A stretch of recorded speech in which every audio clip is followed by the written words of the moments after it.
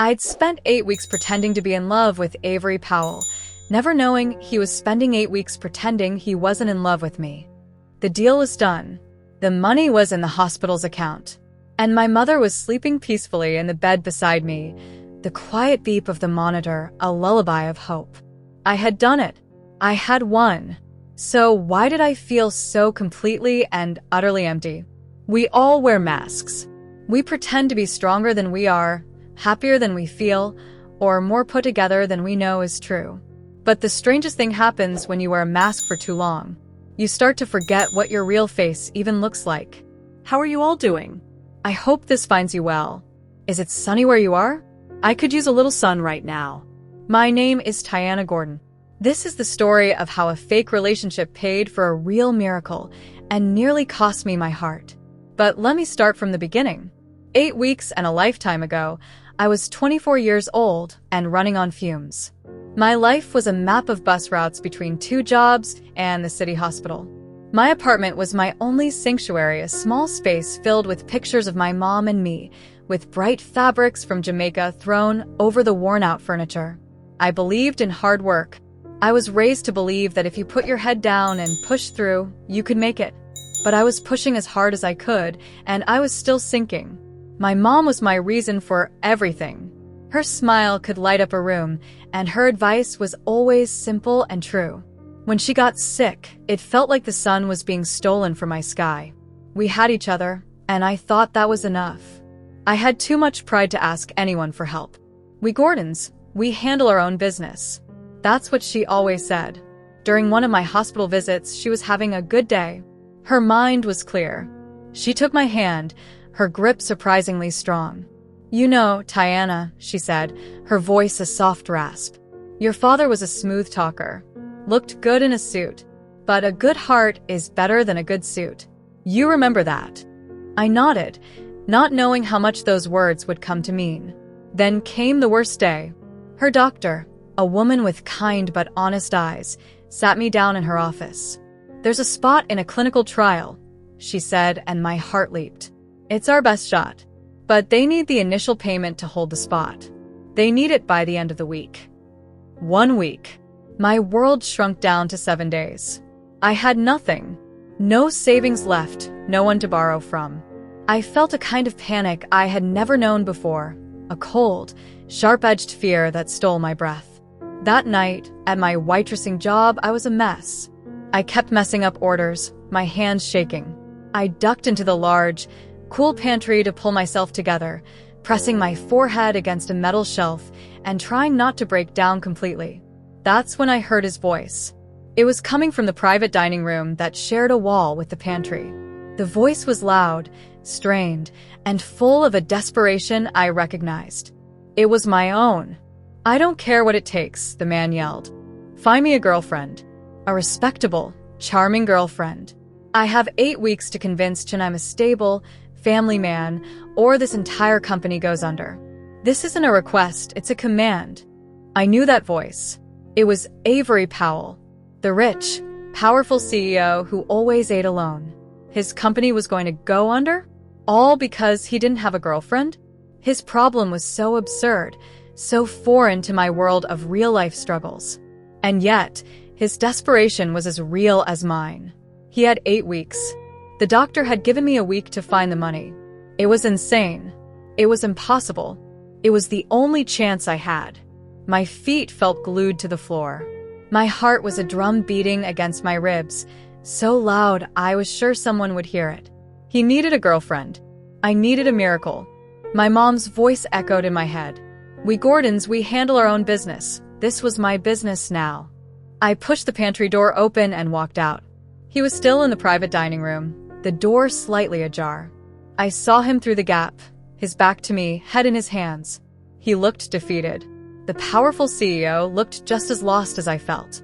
Taking a breath that did nothing to calm me, I pushed the door open all the way and stepped inside. He looked up, startled. His eyes were tired, and for a second, he just looked like a man, not a corporate giant. "Can I help you?" he asked, his voice sharp and annoyed. I swallowed hard. "I heard you on the phone," I said, my own voice barely a whisper. "I was in the pantry." I'm sorry, I didn't mean to listen, but I did. His face hardened. He stood up, towering over me. Then you'll forget what you heard. It was a command, cold and final. No, I said, surprising myself with the firmness in my voice. Because I think I can help you. And you can help me. He stared at me, a flicker of disbelief in his eyes. You think you can help me? You need a girlfriend for 8 weeks, I said, the words tumbling out before I could stop them. A respectable, charming girlfriend. I can be that person. I can be whatever you need me to be. He let out a short, harsh laugh. You're a waitress. The words stung, but I didn't flinch. I'm a person in a desperate situation. Just like you. That got his attention. The amusement vanished from his face, replaced by a cautious curiosity. He studied me, really looked at me for the first time. He saw the worn-out shoes, the tired lines around my eyes, the desperation I couldn't hide. What do you want? He asked, his voice low. My mother is sick, I said, the truth feeling raw and exposed. There's a treatment, an experimental one. It costs a lot of money. I need the money in a week. We stood there in silence, two people from different universes, bound by the same raw panic. His problem was about saving a company. Mine was about saving a life. But in that room, the weight of it all felt the same. The next morning, I was in his office. It was large and sterile, with a window that looked out over the entire city. It felt like being on top of the world, but all I felt was the pit in my stomach. He slid a thick stack of papers across the polished desk toward me. A contract. This is a business arrangement, Ms. Gordon, he said, his tone all professional again. Everything is outlined in this document. Your duties, your compensation, and the terms of our agreement. I flipped through the pages. Legal words swam before my eyes. Then I saw it, a clause highlighted in yellow. The parties agree that this relationship is purely contractual. No genuine emotional or romantic involvement shall be pursued or permitted. A no-feelings clause. It should have been a relief. It was exactly what I wanted. This was a job. But seeing it in black and white felt cold. I found the page with the payment schedule. The number was there. The exact amount the hospital needed. It would be transferred as soon as I signed. There's one more thing, Avery said. He pushed a sleek tablet across the desk. On the screen was a picture of a woman with a severe haircut and an unfriendly expression. This is my sister, Eleanor. She runs the family's side of the foundation. She's suspicious of everyone and everything. You'll have to convince her. My first test. I nodded, my throat tight. I can handle your sister. Good, he said, and for the first time, a small, almost invisible weight seemed to lift from his shoulders. Our first official appearance is a charity dinner tomorrow night. You'll need to be ready. The next 24 hours were a blur. Avery's assistant, a woman who moved with silent efficiency, took me to a building full of clothes. I was measured and fitted for a dress. I was given shoes that cost more than my rent. It felt like putting on a costume. The real Tiana, the one who worried about bus schedules and spilled coffee on her apron, was disappearing. That night, at the dinner, my hand was tucked into Avery's arm. It felt stiff and unnatural. His sister Eleanor found us immediately. She looked me up and down, her eyes lingering on my dress as if trying to calculate its price. Avery, she said, her voice like ice. You didn't tell me you were bringing a guest. Eleanor, this is Tiana Gordon, Avery said, his voice smooth. We've been seeing each other for a few months. A few months? Eleanor's perfectly shaped eyebrow rose. It's funny you've never mentioned her. My heart hammered. This was it. The performance. He's a very private man, I said, smiling warmly, hoping it didn't look as fake as it felt. I'm trying to draw him out of his shell. I saw a flicker of surprise in Avery's eyes. Eleanor just stared, her expression unreadable. She was a wall I had to get past. The rest of the night was a trial. I smiled until my face ached. I made small talk with people whose names I immediately forgot. I watched Avery work the room, a perfect machine of handshakes and business talk. He was in his element. I was an alien on a strange planet. Later, in the car on the way back, the silence was heavy. "You did well tonight," he said, not looking at me. Eleanor was impressed. "That's not easy to do." "She hates me," I said simply. He almost smiled. "That means she believes you." He turned to me then, the city lights flashing across his face. "Thank you." The words were quiet, but they felt real. It was the first time he had spoken to me like a person, not an employee. "It's my job," I said, looking away. When we got back to his building, he handed me a heavy binder. For your job, he said. I took it upstairs to the guest room he had for me, a place as impersonal as his office. I opened the binder. The first page had a title, The Life of Tiana Gordon. Underneath was a professional headshot of me, one I didn't remember taking. I started to read. It was a completely new identity. I was an art curator who grew up in a wealthy family. I went to a fancy school. I spent my summers in Europe. My parents, both alive and well according to the file, were retired doctors living on a boat. There were paragraphs about my favorite artists, my political views, my hobbies. It was a fiction, a complete and total erasure of my real life, of my mother, of our struggle, of everything that made me who I was. He hadn't just hired me to play a part. He had hired me to become someone else entirely, and that felt like the first cut. A small, sharp betrayal. He wasn't paying for me. He was paying to replace me. And as I stared at the picture of the smiling, fictional parents he had created for me, I felt a cold dread creep into my heart. I was in deeper than I ever imagined. The weight of the binder in my hands felt heavier than any tray of dishes I'd ever carried. I flipped through the pages again, the lies staring back at me. A life I never lived. A family I never had.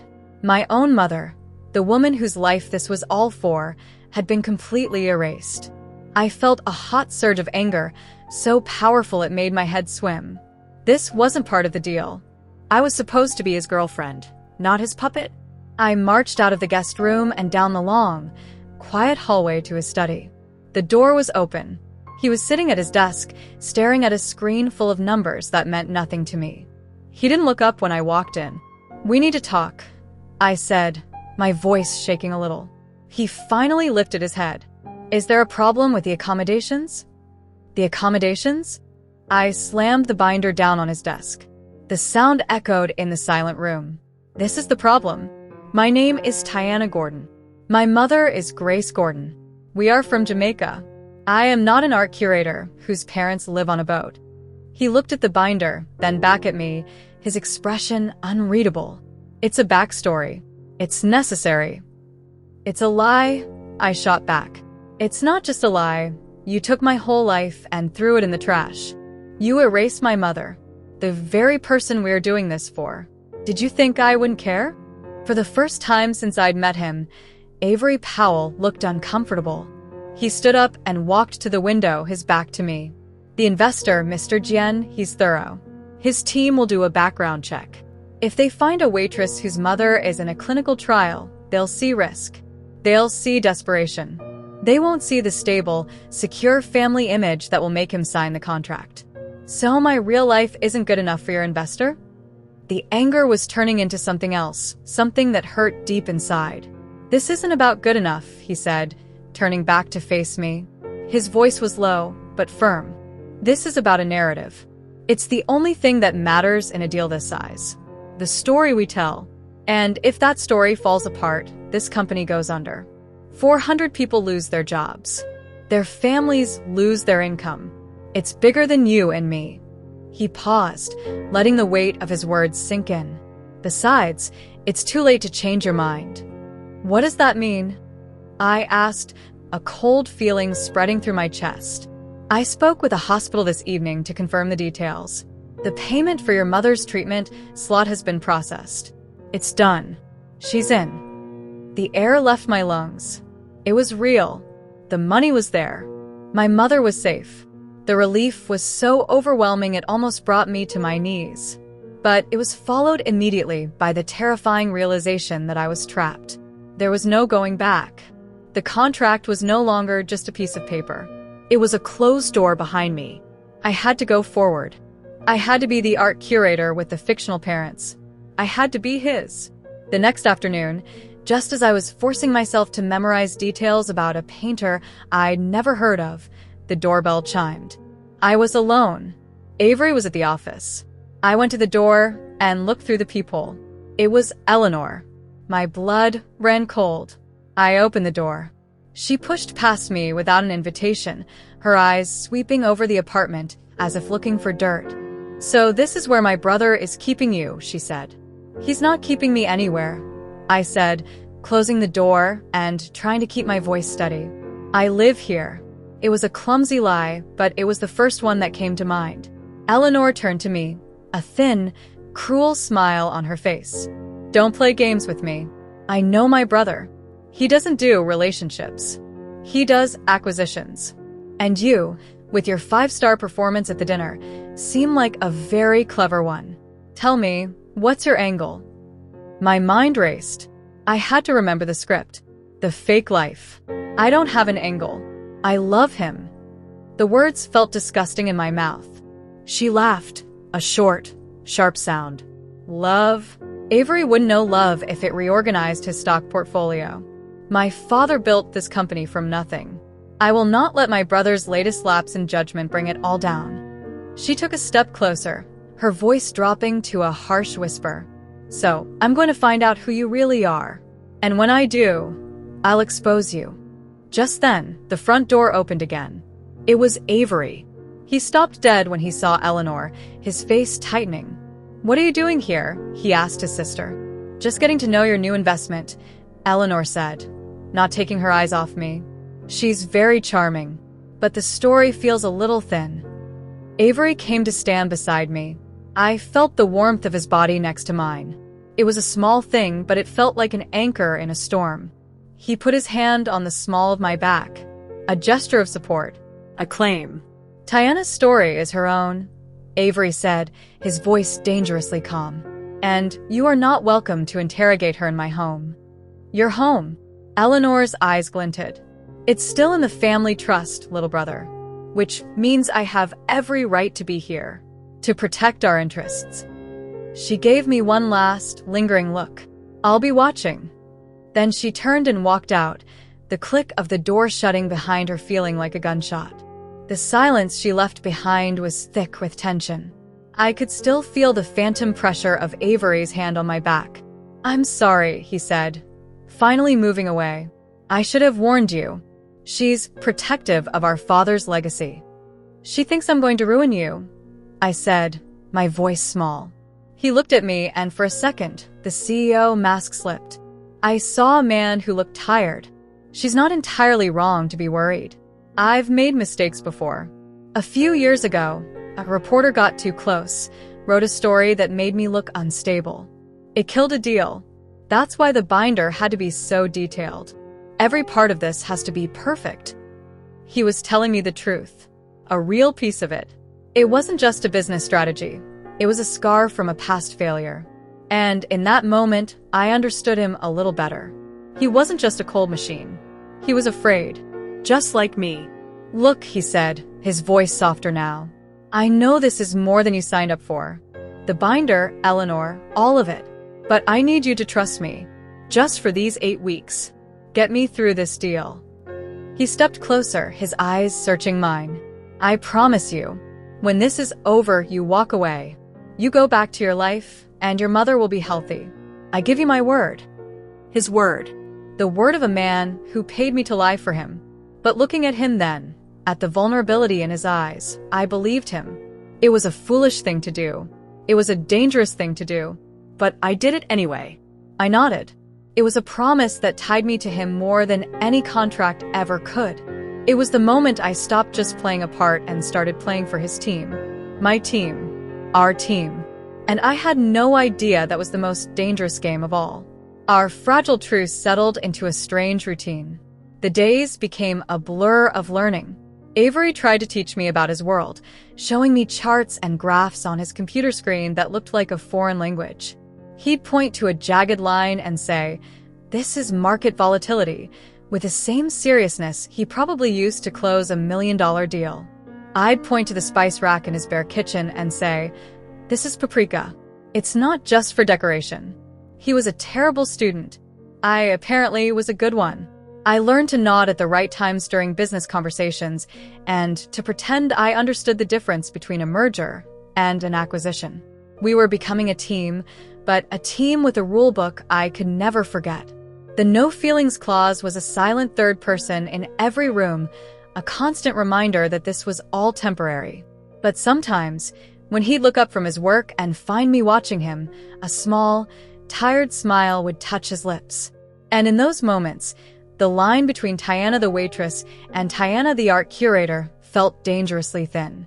The real test came a week later. It wasn't a huge gala this time, but something far more terrifying, an intimate dinner with Mr. Jian and his wife. It was at a private club, the kind of place with dark wood walls and hushed voices. My heart was a hummingbird in my chest. Avery must have felt my nervousness because in the car he said, "Just be yourself." I almost laughed. Which self would that be? The one from the binder or the one you hired in the restaurant? He didn't answer, but his jaw was tight. Mr. Jian was older, with sharp, intelligent eyes that seemed to see everything. His wife, Malin, was the opposite. She was warm and bubbly, and she took my hand as soon as we were introduced. "Avery, she is lovely," she said, beaming. "You did not tell us she was so beautiful." Dinner was a performance. I talked about art I'd never seen and places I'd never been. Avery guided the conversation, a master at work. It was going well. Too well. Then, over dessert, Malin turned to me, her expression soft and curious. "Tiana, your parents must be so proud of you. Tell me about them." The air went out of the room. My throat closed up. I could feel Avery's eyes on me. I thought of my mother, sleeping in a hospital bed miles away, her strength, her laughter, the reason for all of this. And I had to erase her. I took a sip of water, my hand shaking slightly. "They are," I said, forcing a smile. "They're retired now. They spend most of their time on their boat, sailing." The lie felt like acid in my mouth. It was a betrayal so deep it physically hurt. Avery reached under the table and squeezed my hand. A quick, firm pressure that said, "I'm here. You can do this." It helped, but it also made everything worse. Because it felt real. On the ride home, the silence in the car was different. It wasn't tense. It was thick with unspoken words. We had done it. We had pulled it off. "You are incredible," Avery said, his voice low. He was looking at the road, but I knew he was talking to me. "He likes you. That's half the battle won." "I lied about my mother," I whispered. He finally turned to look at me, the streetlights illuminating the conflict on his face. "I know," he said softly. "I'm sorry I had to ask you to do that." When we got back to his apartment, the doorman handed Avery a package. We rode the elevator up in that same charged silence. Inside, he tore it open. It was a stack of magazines. He put one down on the table. My own face stared back at me. It was a photo from the charity dinner, Avery and I laughing at something. The headline underneath read, "Avery Powell's new love. Who is the mystery art curator stealing the CEO's heart?" A cold dread washed over me. "What is this?" "The press," he said, his voice grim. "They're digging." As if on cue, his phone rang. He looked at the screen, and his face hardened. "It's Eleanor." He answered it, his voice clipped. "What do you want?" I couldn't hear her side of the conversation, but I could see the effect of her words on Avery. The color drained from his face. His knuckles were white where he gripped the phone. "That's not necessary," he said, his voice tight with anger. "You will do no such thing. Eleanor, don't." He pulled the phone away from his ear and stared at it, his breath coming in short, sharp bursts. "What is it?" I asked, my voice barely a whisper. "She knows about the magazine," he said, running a hand through his hair. "She said this kind of attention brings unwanted questions. She's hired a private investigator to find out who you really are." My blood ran cold. A private investigator. This wasn't a suspicious sister anymore. This was a real threat. The carefully constructed world of lies was about to come crashing down. Avery walked over to the window, staring out at the city lights, but I knew he wasn't seeing them. "This is how it happens," he said, his voice hollow. "This is what happened before. They twist things. They find one little crack and they break the whole thing open." He looked truly afraid, and in that moment, he wasn't my boss. He wasn't the powerful CEO. He was just a man who was about to lose everything. Something shifted inside me then. This was no longer just about my mom, about fulfilling a contract. I saw his panic, the same panic I'd felt in the hospital. I walked over and stood beside him.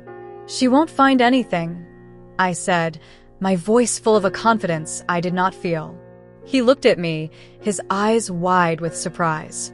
"How can you be so sure?" "Because we won't let her," I said. "We are going to be perfect, so perfect that no one will ever question it." I was lying to protect him, to calm the fear I saw in his eyes. The lie wasn't for the deal anymore. It was for him. We stood there, side by side, two imposters against the world, bound by a contract and something else, something terrifying and unnamed that was growing between us in the dark. That promise to be perfect, to be a team, changed the air between us. It wasn't about the contract anymore. It was about survival. Our survival. We started spending more time together, not for practice, but just being. One evening, we were sitting in his large, quiet living room. He was on his laptop, and I was reading a book, a real one, not something from my fake life syllabus. "How is she?" he asked, his voice soft, not looking up from his screen. I knew who he meant. The doctors are optimistic. They said she's responding well to the first phase. He closed the laptop and turned to me, his full attention on me for the first time all night. "That's good. That's really good, Tiana." He said my name like it was a real name, not a character he had hired. "Thank you," I said, my voice thick, "for asking." "I know this is hard," he said, and he looked so tired, so genuinely weary. "Pretending all the time, but you're a natural. When you smile at me in front of people, sometimes I almost believe it myself." My heart did a stupid little flip. It was a dangerous thought, the idea that any of this could be real. But sitting there with him, in the quiet of the night, the line between the performance and the truth felt like it was dissolving into smoke. I was starting to see the man behind the CEO. A man who was carrying the weight of 400 jobs. A man who was just as trapped by his life as I was by mine. I was starting to care about him. Not the character I was playing, but me. The real me. And that scared me more than Eleanor or any private investigator. The next day felt different. Lighter. I woke up feeling something that felt a little like hope. Maybe we could get through this. Maybe we'd both walk away whole. I went to the kitchen to make myself some tea, and the apartment was silent. I figured Avery had already left for the office. As I walked past his study, I saw the door was slightly ajar.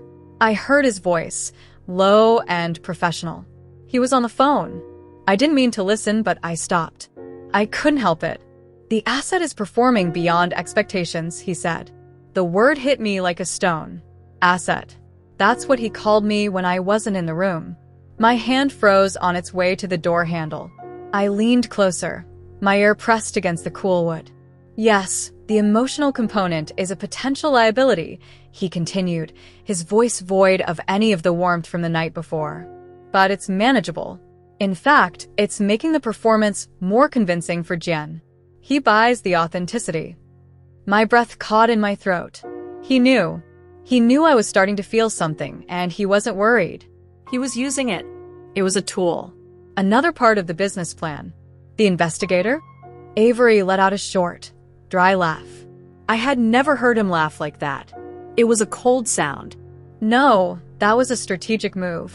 Eleanor played her part perfectly. A little pressure ensures compliance. Keeps the asset focused on the objective. The floor beneath my feet seemed to give way. Eleanor. He and Eleanor had planned it. The threat, her visit, the fear she had put into me, it was all an act. A calculated move to control me. They weren't enemies. They were partners. And I was the project they were managing. My head was spinning. The man who had stood beside me, his hand on my back, promising to protect me from his sister, had been lying. He wasn't my teammate. He was my handler. Then came the final blow, the words that shattered everything. "Post-contract, the exit will be clean," Avery said, his voice dropping to a confidential tone. "There's a contingency fund set aside in a separate account. She'll be compensated for any inconvenience. The non-disclosure agreement is ironclad. We'll make sure she's not a problem." Inconvenience. A problem. That's all I was to him. A temporary situation to be managed and then disposed of, paid off with a little extra cash to make sure I kept my mouth shut. The warmth I had felt, the connection I had imagined, it was all a lie. I wasn't a person to him. I was a line item in his budget. A risk to be managed. I backed away from the door, my movements stiff and robotic. I felt numb, like I was watching my own life from a great distance. I made it to the kitchen and gripped the edge of the counter, my knuckles turning white. The beautiful apartment with its view of the city suddenly felt like the most expensive cage in the world. He had never been afraid. Not for a second. While I was terrified of being exposed, he was calmly pulling the strings, manipulating my every move, my every feeling. The kind words, the shared moments of vulnerability, the tired smiles, they were all part of the performance. And I had fallen for it completely. I had given him a piece of my real self, and he had looked at it, assessed its value, and decided how to use it for his own gain. I heard the click of his study door opening.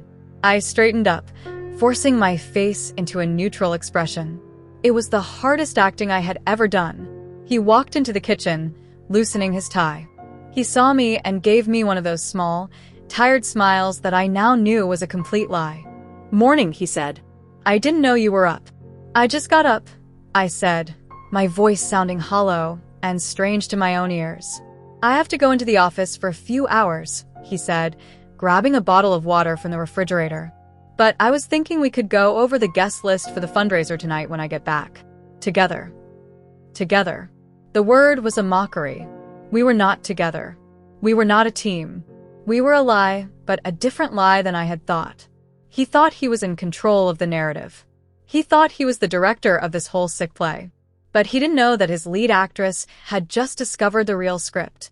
"Okay," I said, forcing a small smile of my own. "That sounds good." He looked at me for a moment, a slight frown on his face, as if sensing something was off. But then he shook his head, probably dismissing it. I was just the asset after all. Predictable. Manageable. As he walked out the door, leaving me alone in the vast, silent apartment, the numbness began to recede, replaced by a cold, hard clarity. The deal was done. The money was paid. My mother was safe. The contract had been fulfilled. But my promise to him, the one I had made out of fear and a foolish, growing affection, was broken. The game had changed. And I wasn't just playing for my mother anymore. I was playing for me. And he had no idea what was coming. The fundraiser was a sea of black suits and glittering dresses. I moved through it all with a smile that felt painted on my face. This was my new role, the perfect, compliant asset. I laughed at the right jokes. I touched Avery's arm at the right moments. I gazed at him with an affection so convincing, it made my own stomach turn. I was playing the part he'd written for me, and I was going to give the performance of a lifetime. When Mr. Jian pulled us aside, his face was glowing. "You too," he said, clapping Avery on the shoulder. "You have a light around you. It's good to see. A man with a happy home is a man you can trust in business." Avery squeezed my hand, a gesture of triumph. "She's my foundation," he said, looking at me. His eyes were shining with something that looked a lot like pride. Or maybe it was just relief. It didn't matter. I knew what it really was. It was the satisfaction of a successful transaction. Later, he led me to the dance floor. The music was slow, and he pulled me close. His hand was warm on my back, right where it had been when he was lying to my face about Eleanor. "We did it," he whispered into my ear, his breath warm against my skin.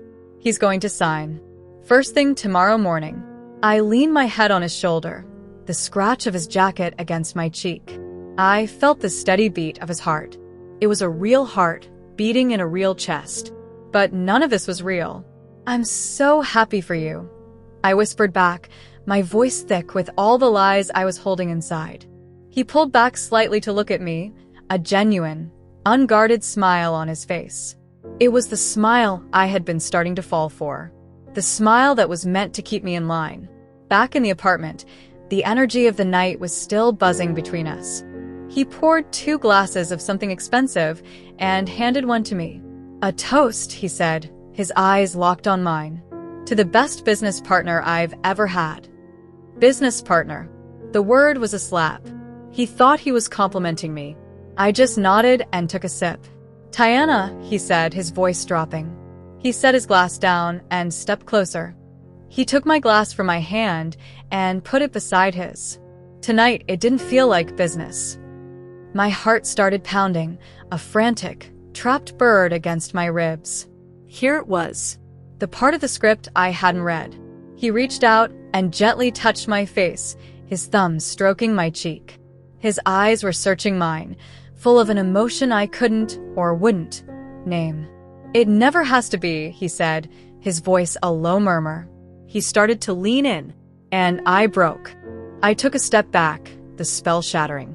The hurt, the anger, the humiliation I had been swallowing all night came rushing up.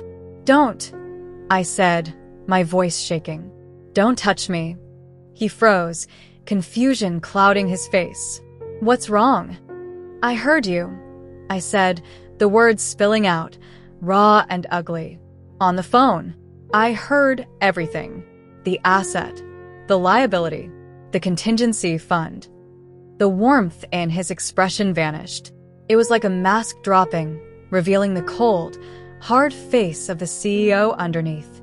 He didn't look guilty. He looked annoyed. "You were eavesdropping," he said flatly. "You call it eavesdropping. I call it finally learning the terms of my employment." I shot back, my voice rising. Was Eleanor part of the plan, too? A little pressure to ensure compliance? To keep the asset focused? He didn't even have the decency to deny it. He walked over to the bar, his back to me. It was a necessary precaution. The stakes were too high to leave anything to chance. Chance. I laughed, a broken, bitter sound. "You mean my feelings? You were worried I might actually have some? And then what? It makes the performance more convincing, right? That's what you said. You weren't worried about my feelings, Avery. You were using them. You were mining them for profit." He turned around, his face a cold mask of indifference. "This was a transaction, Tiana. I paid you a substantial amount of money to perform a role. You signed a contract that explicitly forbade emotional involvement. I was simply ensuring the terms of that contract were upheld for the benefit of my company." "Your company?" I stared at him, my vision blurring with tears I refused to let fall. "I thought we were a team. I thought you were afraid. I felt sorry for you. I was on your side. And you were compensated for it," he said, his voice sharp and final. "The deal is done. Mr. Jian is signing tomorrow. Your job is officially over." The words hung in the air, cold and heavy. Over. Just like that. 8 weeks of my life gone. So that's it? I'm just dismissed? Your belongings will be sent to your apartment. The final payment, the one from the contingency fund for your silence, will be in your account by morning. He picked up a folder from the bar and opened it. "You'll also remember the non-disclosure agreement you signed. Any breach of that contract will result in legal action. And it would be a shame for the hospital to have to return the funds for your mother's treatment due to a contractual violation." There it was. The final chain. The threat he'd held in reserve all along. My mother's life. He would take it all back. All my options led to this one, silent, devastating road. I stood there, frozen, stripped of everything. My anger, my fight, my foolish hope. He had taken it all and left me with nothing. I walked past him, numbly, toward the guest room to gather the few things that were actually mine. As I was zipping up my small bag, the doorbell rang. Avery answered it. I heard a woman's voice, sharp and familiar. "Eleanor." "Is it done?" she asked. "She's just leaving," Avery replied, his voice devoid of any emotion. I walked out of the room, my bag in my hand. Eleanor was standing in the entryway, a triumphant smirk on her face. She looked at me, then at my bag, and her smirk widened. She had won. They had won. She was not a rival. She was his partner in my destruction. She was here to make sure the asset was disposed of cleanly. I walked toward the door, not looking at either of them. As I reached for the handle, Avery spoke my name. Just once. Tiana. I stopped, but I didn't turn around. I couldn't. If I saw his face one more time, I would shatter into a million pieces right there on his expensive floor. I pulled the door open and walked out, not looking back. The door clicked shut behind me, a final, definitive sound. I was out on the street, the cold night air hitting my face. I had saved my mother, but I had lost myself. I looked up at the tall, glittering building. The light was still on in his window. A place that had started to feel like a strange kind of home was now just a monument to my own stupidity. I had nothing. I was nothing. Just a problem that had been solved. The bus ride back to my part of town felt like traveling backward in time. Each stop took me further away from the glittering skyline and closer to the life I had tried to escape. My apartment was exactly as I had left it, but it felt smaller, the air thick with the smell of old memories and new failure. The check from the contingency fund was already in my account. Hush money. I stared at the number on my phone screen. It was enough to live on for a long time. It was enough to disappear. For the next few days, I was a ghost. I went to the hospital, sat by my mother's bed, and held her hand. Her color was better. The circles under her eyes were fading. The treatment was working. I should have been filled with joy, with relief. But all I felt was a hollow ache, a deep, silent emptiness that nothing could fill. I was a success story on the outside, a complete ruin on the inside. One afternoon, my mother was awake and alert, more like her old self than I'd seen her in months. She watched me as I fluffed her pillow, my movements slow and heavy. "What's wrong, my child?" she asked, her voice getting stronger every day. "You got the world on your shoulders." I tried to smile. "Nothing, Mama. Just tired." She took my hand, her grip firm. "You think I don't know my own daughter? I see it in your eyes. The light is gone." She paused, her gaze steady and knowing. Was it him? The man from the stories you told me? I hadn't told her the truth, of course. I had created a simpler life for her, that I was dating a kind man who had offered to help. I just nodded, unable to speak. "He broke your heart," she said. It wasn't a question. "Tiana, look at me. When your father left, I thought my world was over. I had you to raise, no money, nothing but my own 2 hands.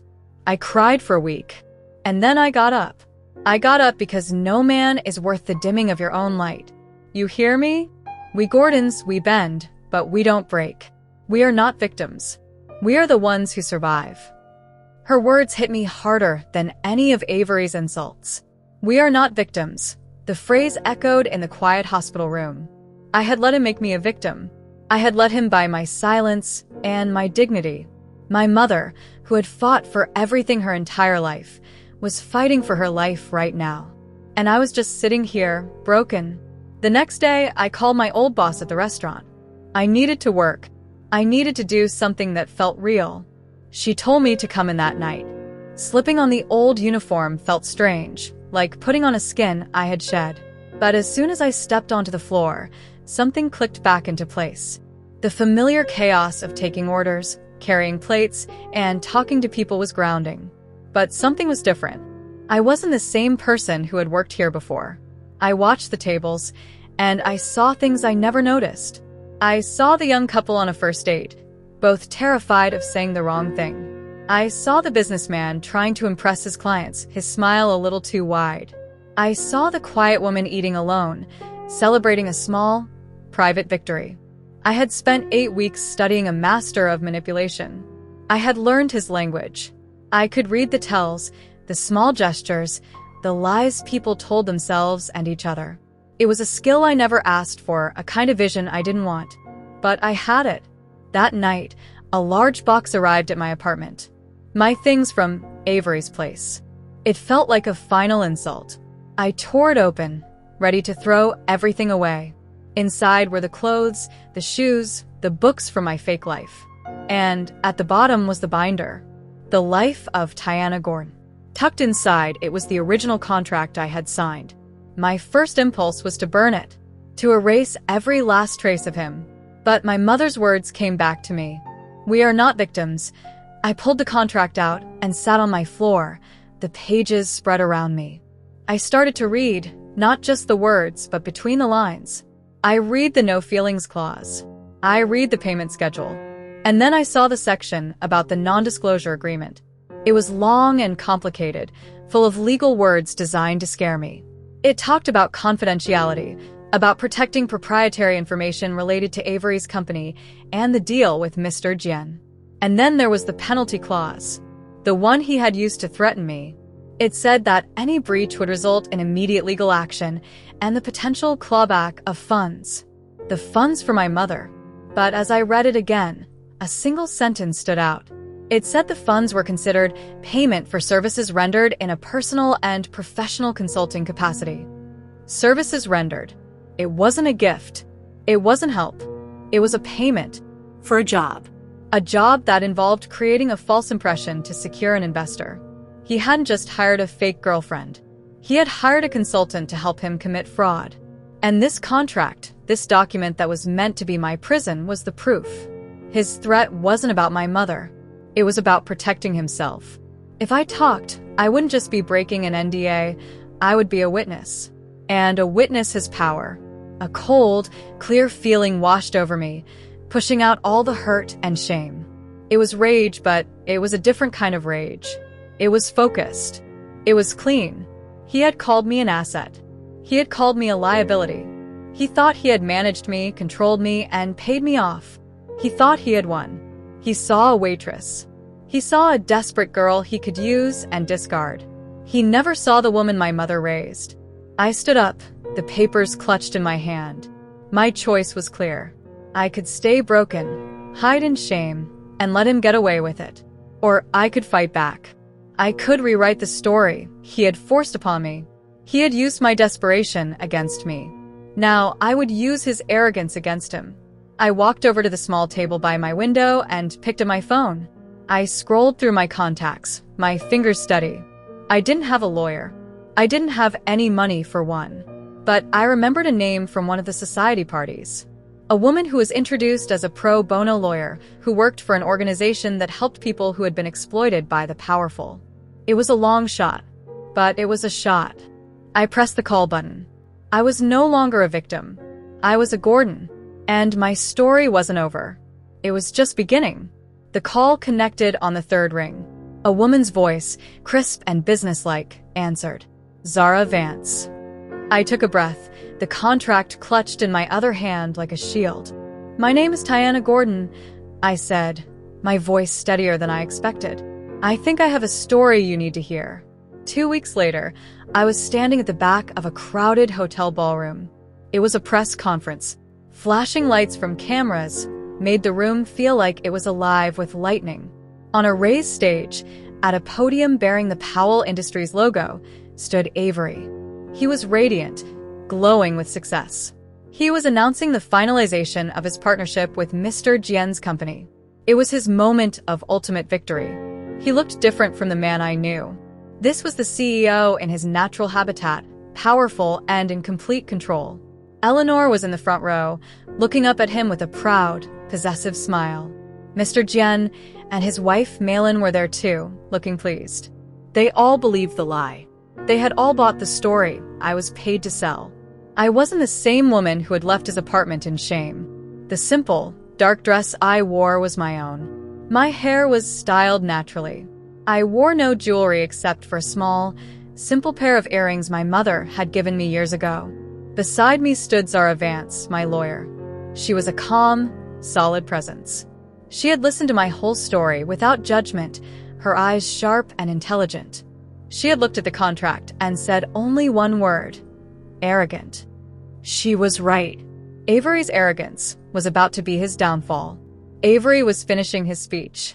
This partnership is built on a foundation of trust, integrity, and a shared vision for the future," he said, his voice ringing with false sincerity. "It's a testament to what can be achieved when strong foundations, both professional and personal, are in place." He was talking about me, the asset, his stable home life. I could feel the blood pounding in my ears. This was it. Zara gave me a small, almost imperceptible nod. As the polite applause started, I began to walk forward. Zara was right beside me. We moved through the crowd of reporters, a quiet island in a sea of noise. People turned to look. I saw a flicker of recognition in a few faces. They knew me as the mystery art curator. My steps were steady. I wasn't nervous. I was just ready. We reached the front of the room just as Avery was stepping away from the podium to shake Mr. Jian's hand. He saw me first. His smile froze on his face. The color drained from his skin, leaving him looking pale and sick under the bright lights. I saw pure shock, followed by a flash of fury. Eleanor stood up, her face twisting into a mask of disbelief and rage. "Mr. Powell," I said, my voice clear and calm. It carried through the entire room, and a hush fell over the reporters. "Before you celebrate, there's a part of this story you forgot to tell." Avery's own security guards started to move toward me, but Zara held up a hand. "My client has a right to be here," she said, her voice quiet but full of authority. She was an essential part of this deal, after all.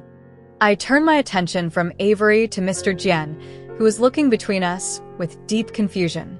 "Mr. Jian," I said, my voice respectful but firm. "My name is Tiana Gordon. For the last 8 weeks, you have known me as Avery Powell's girlfriend. I am not." A gasp went through the room. The camera flashes became a frantic, blinding strobe. "I was an employee," I continued, holding up a file Zara had handed me. Inside was a copy of the contract. "I was hired by Mr. Powell to perform the role of his loving, stable partner. I was paid to deceive you."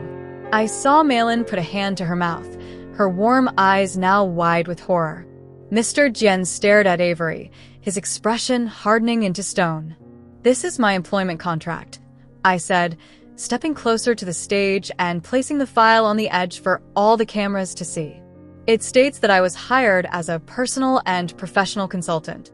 My primary duty was to create a false narrative about Mr. Powell's personal life, a narrative specifically designed to convince you, Mr. Jian, that he was a man of character worthy of your investment. It was fraud." Avery finally found his voice. It was hoarse. "This is ridiculous. She's a disgruntled ex-girlfriend trying to extort money." "Am I?" I looked him right in the eye, and for the first time, he was the one who looked away. "The contract outlines a payment schedule. It also includes a contingency fund as compensation for my silence. It's all there in black and white. Your lawyers were very thorough."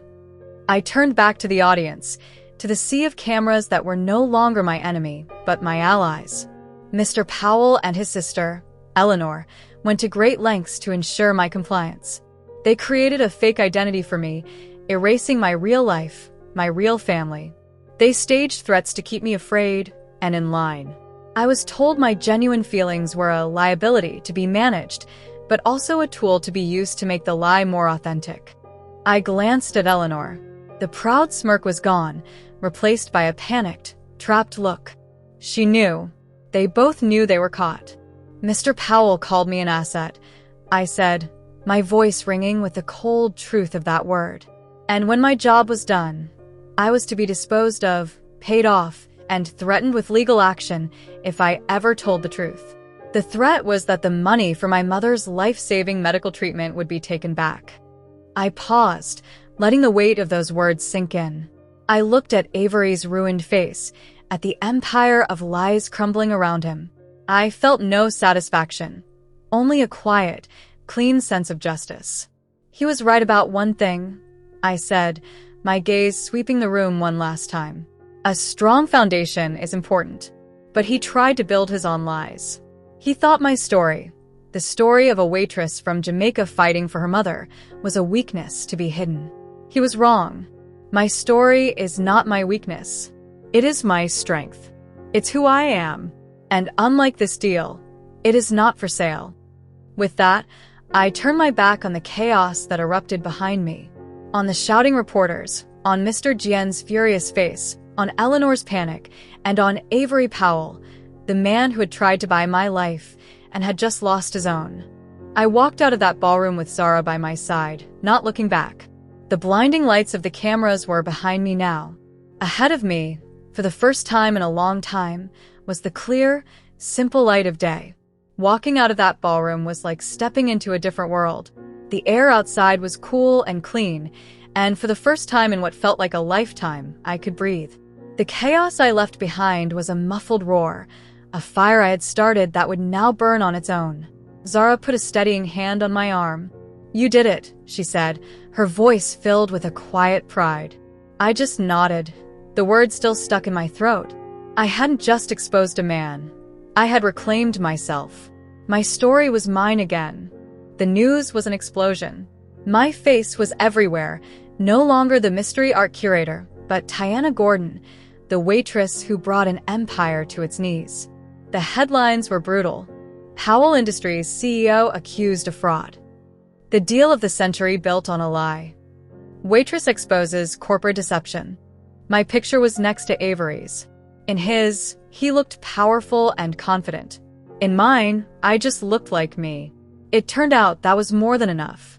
The fallout was immediate and catastrophic for the Powells. As predicted, Mr. Jian didn't just pull out of the deal. He sued for damages, citing a breach of trust so profound it shook the entire market. The Powell Industries board, in a panic to save the company, suspended both Avery and Eleanor. A week later, they were forced to resign from the company their father had built. I read that Eleanor sold all her shares and disappeared from public life. Their partnership, forged in lies and arrogance, had shattered under the bright light of the truth. As for Avery, his world collapsed. I saw him on the news one last time, months later, walking out of a courthouse. He looked thin, tired, and a decade older. The sharp suit couldn't hide the fact that he was a broken man. He had lost his company, his reputation, and his fortune. He had built his entire life on a foundation of control, and he had lost control of everything. Justice wasn't just about the money or the company. It was about him finally facing a consequence that he couldn't buy his way out of. My life, in the meantime, was being rebuilt. The most important part was my mother. She came home from the hospital a month after the press conference. The treatment had worked. The miracle I had paid for with pieces of my soul was real. Seeing her walk into our small apartment, her smile bright and her eyes full of life, was the only victory that ever truly mattered. All the emptiness I had felt was filled with the simple, beautiful sound of her laughter. She was healthy. We were together. We were whole. Zara made sure the money from the contract was legally protected. It was, as the papers said, payment for services rendered. It was mine. It felt strange to have that kind of security, to not have to check my bank account before buying groceries. For a while, I didn't know what to do with it. But my mother, as always, knew exactly what to say. "Your father used to say a good meal could solve any problem," she told me one evening as we cooked together. He was wrong about a lot, but he was right about that. That's when I knew. I used the money I earned by playing a part, to build something real. I opened a small restaurant, a place that served the food I grew up with. I called it Grace's Kitchen, after my mom.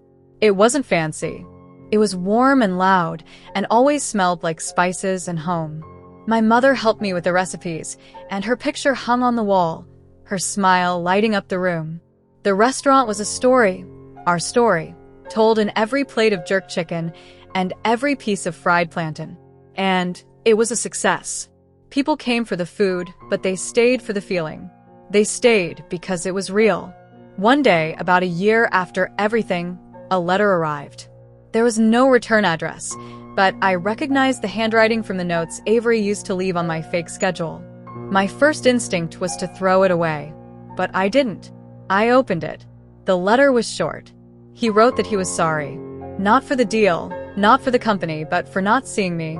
I told myself it was a transaction, he wrote, because it was the only way I could protect myself. I spent 8 weeks building a fiction around you, all while you were the realest thing in my life. I was so busy pretending you weren't affecting me that I never stopped to realize I was falling in love with you. You were right. Your story was your strength, and I was too much of a coward to be a part of it. I hope you and your mother are well. I hope you are happy. You deserve to be. I folded the letter and put it away. There was no anger left, no bitterness. Just a quiet sadness for the man who had everything and understood nothing. My mom had told me a good heart was better than a good suit. Avery had the best suits in the world, but he had a broken heart. I hoped he would find a way to fix it. My own heart, the one I thought he had broken, was fine. It was stronger than I ever knew. So that's my story. It's a strange one, I know. It's about how wearing a mask for someone else can sometimes teach you the most about your own face. It's about how the most desperate moments can lead to the most unexpected strength. I wouldn't trade the journey, not even the painful parts, because it brought my mother back to me, and it brought me back to myself. I hope you're all doing okay out there, wherever you are. Thank you for spending this time with me and letting me share this part of my life with you. It means more than you know. If you found some value in my story, I'd be so grateful if you'd give this video a like and maybe even subscribe to the channel so we can share more stories together. Ring that little bell so you don't miss what's coming next. I'd love to hear your thoughts in the comments. What would you have done if you were in my shoes? Is forgiveness ever possible in a situation like that? Let me know. I read as many of your comments as I can, and I promise I'll be back next week with something completely different.